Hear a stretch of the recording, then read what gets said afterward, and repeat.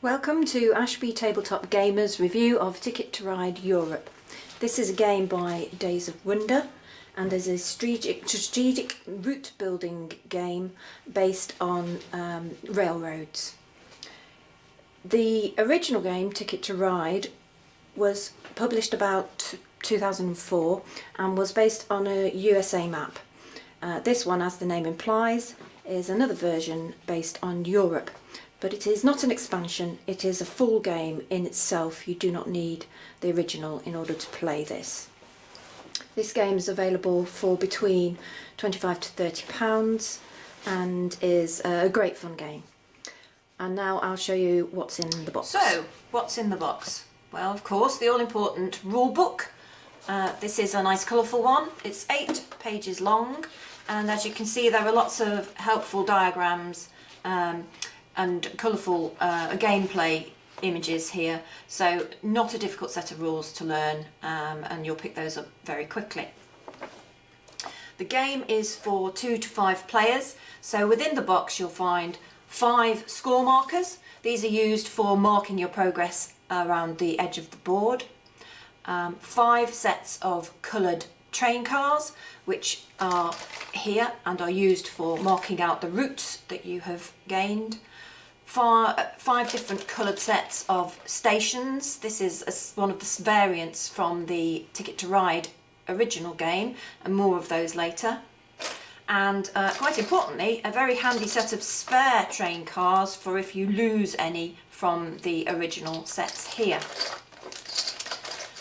Finally, there are ticket cards, and these show you routes that you can connect from different cities, and these give you extra points. And train cards, which are different colours, giving you the opportunity to build different routes. And these are the main mechanism by which you build. Of course, the one other item in the game is this lovely colourful map of Europe.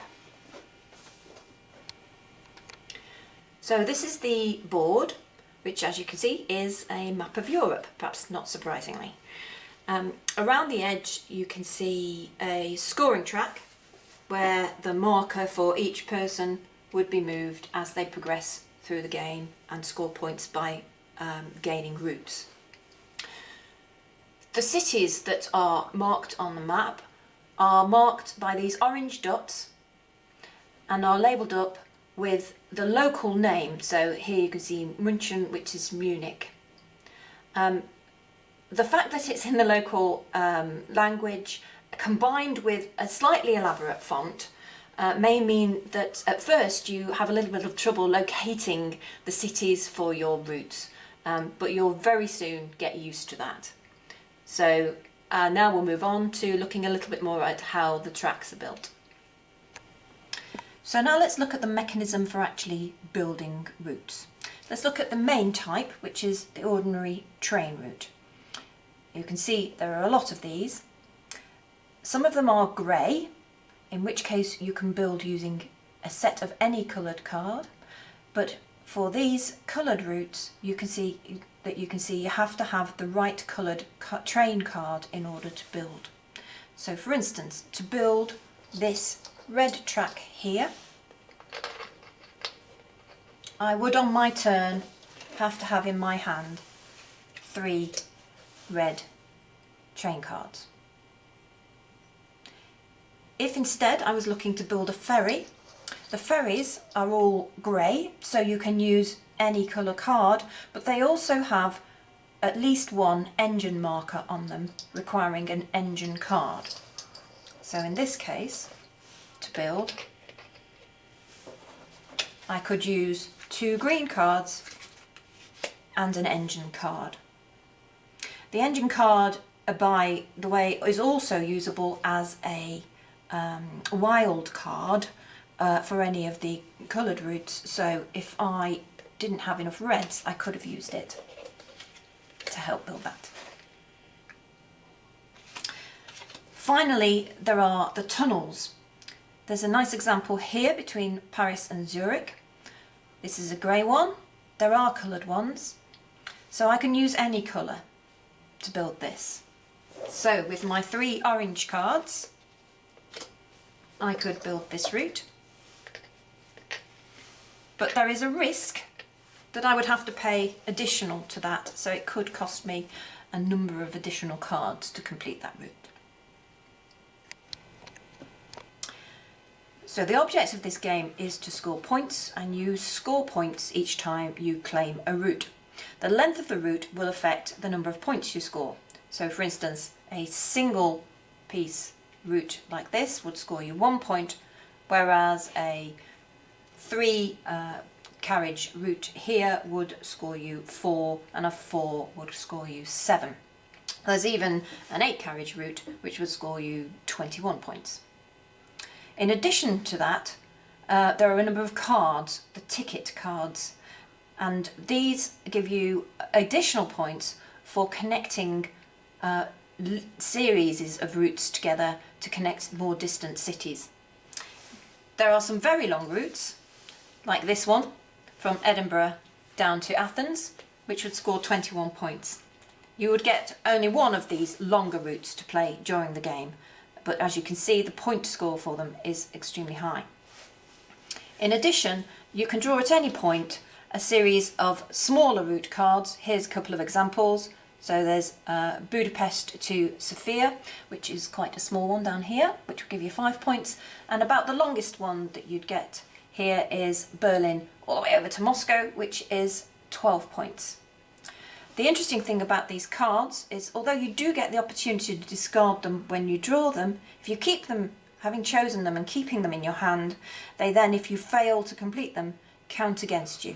So these are real game changers. Another feature of the game are the stations. These can be played at any point in the game, but often become quite critical towards the end when people are trying to complete routes. So if you imagine that I have this ticket here from Berlin to Bucharest, as you can see, as a blue player, I have managed to claim here through Berlin through to Budapest, but unfortunately the final route to Bucharest is in use.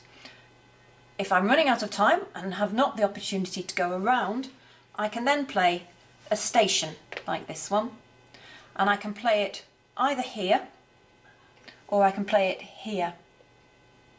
And what it allows me to do is to use one route coming out of that station as if it was my own. So in this case, it would allow me to complete the route for this card. Any station that you have not used at the end of the game gives you some additional points.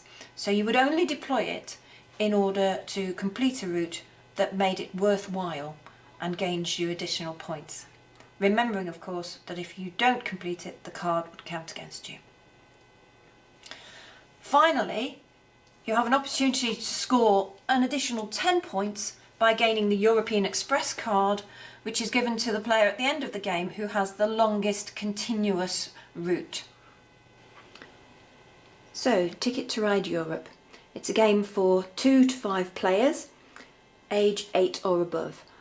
I would suggest that at age 8, although they can certainly grasp the game mechanism, which is quite straightforward and easy to learn, they're not really going to get some of the strategic elements of the longer route, and therefore will struggle to win. So if you have a child who doesn't like losing, you may want to have a think about that. The suggested time for playing is 30 minutes to an hour. Perhaps with a lower number of players, yes, but certainly with 4 or 5 players, I think you'll be on at least an hour and a half, possibly 2 hours, if you're playing in a nice relaxed way. It has plenty of replayability. The adding up of scores at the end certainly adds tension, and the different tickets can make the game very different every time. I think it's an excellent, colourful, tactile game, and it makes excellent value for money. Thank you.